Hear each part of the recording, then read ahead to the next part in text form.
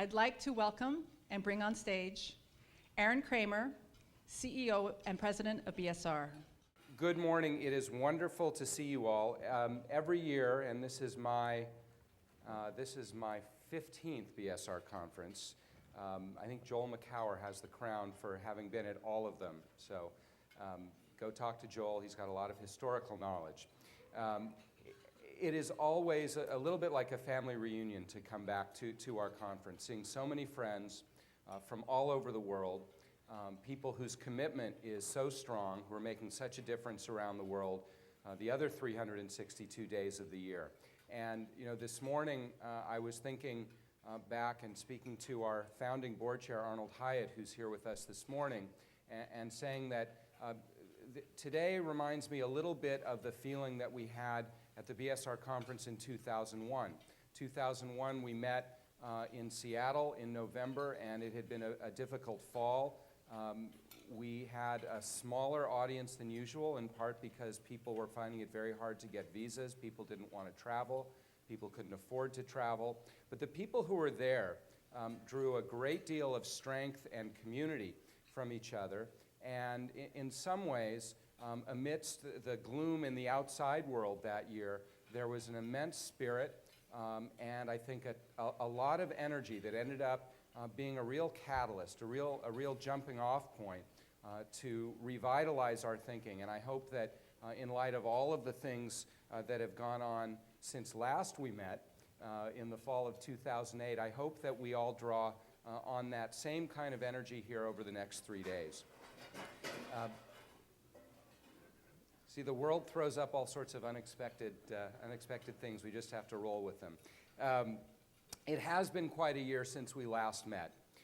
And before we talk about some of the changes that have taken place in the world and that continue to unfold, I want to take on one question that I think was present in many people's minds in New York in 2008 when we gathered there.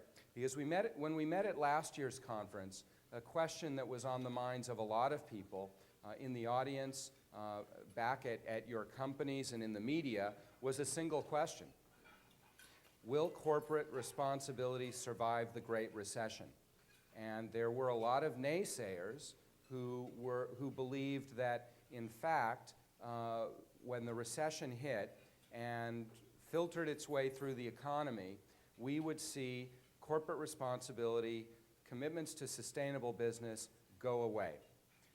We would prove what The Economist said now nearly 5 years ago, that this is just a fashion, a luxury, and something that is just a little bit of a part of the excess of the good times. So in fact, we were under the microscope in many ways, and the work that we do also, I think, was given much greater scrutiny, and certainly all of you in this audience have had to demonstrate over the last year how you deliver value to your companies and to the wider world. Well, I think that the fact that there are 1,000 of you here from about 40 countries around the world speaks very, very loudly and is human evidence showing that not only has corporate responsibility survived the Great Recession, in many ways it is thriving, and the importance of the work that we do is clearer than ever.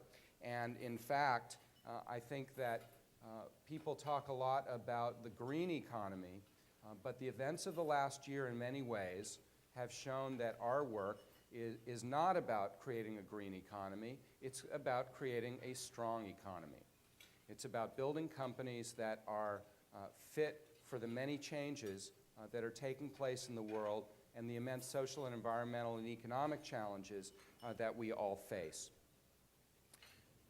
So I think we deserve to give ourselves a little bit of credit for this, actually.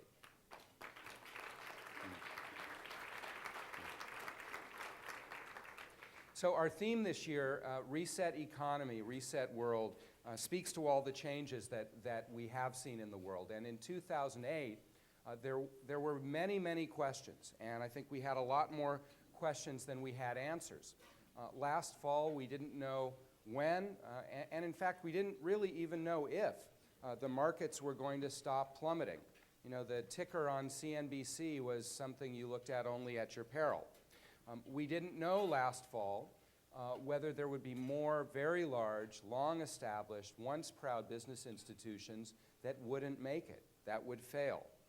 Last fall, we didn't know whether protectionism and harsh nationalism would interrupt global trade and interrupt prosperity.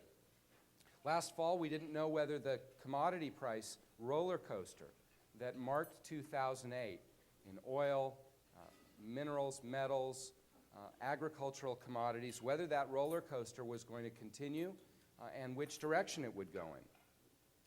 Last fall, we didn't know what the new administration in Washington would do.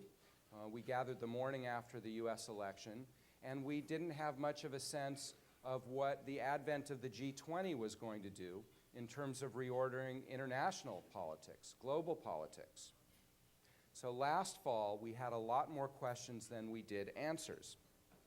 I think today we know a lot more about what the reset world looks like. What do we see? Well, we see a world where economic recovery is starting to show itself, but just as many have predicted for a long time, that recovery is much more likely to be driven by emerging economies than it is by America or Europe and the beleaguered and much discussed American consumer. We see a world in which the environmental trends are absolutely clear because the science is now telling us, with new reports almost daily, that even the fairly pessimistic view that the IPCC had in its 2007 report understated the scope of climate change. It's happening faster than we expected. We see a world in which business absolutely needs to rebuild trust.